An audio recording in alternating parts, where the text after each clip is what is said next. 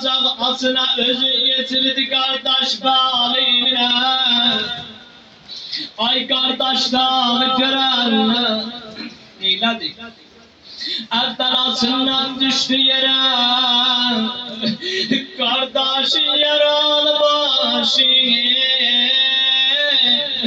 aldı kucağına. Dedi Abbas, ben demirəm meşgübi doldur gideç dedem oğlu. Ben demirəm ürkeye mağdur gideç dedem oğlu. Eğer kolların yoktu teşye eleçinime, düşmem mağdur, dur yavaş yedeç, yavaş yavaş yedeç dedem oğlu. Ya Hüseyin,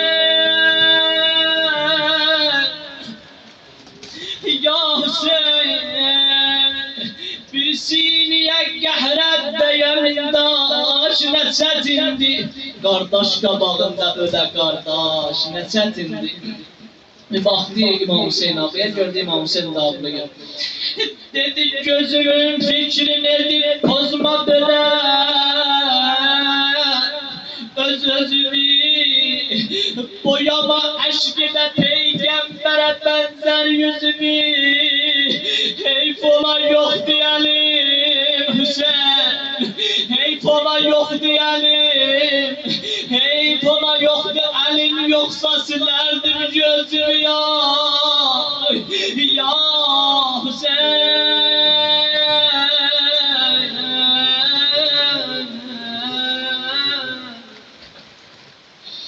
Ben demirəm meşgübi dondur gideç, ben demirəm rügeye mağdur gideç.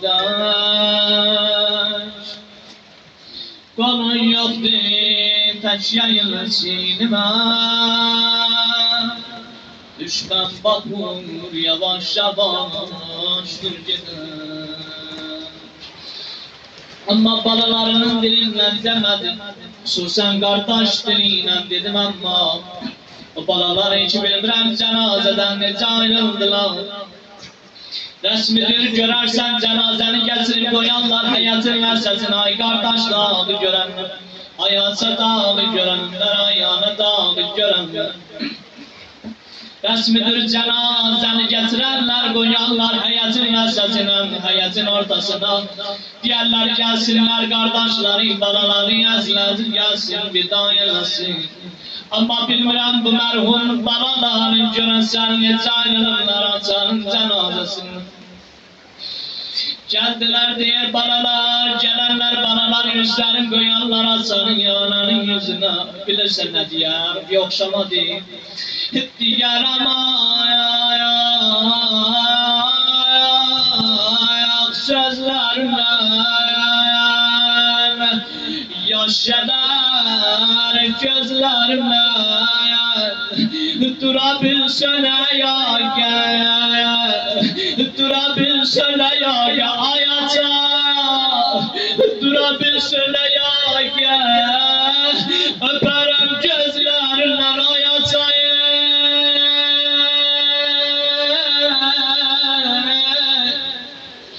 Defter baraklara, adımı soraklara, her sen yadıma düşende ay vermez açar. Her sen yadıma düşende şeklimi bıçaklayıp ağlarım. Ya Hüseyin, ya Hüseyin, ya Hüseyin. Allah selamlar veren Hüseyin'in ahir lehzelerine ahir anlar. Rügeyeden ayrılan vaktine. Allah bu merhum insanı İmam Hüseyin'den ayrı salmayasın. Allah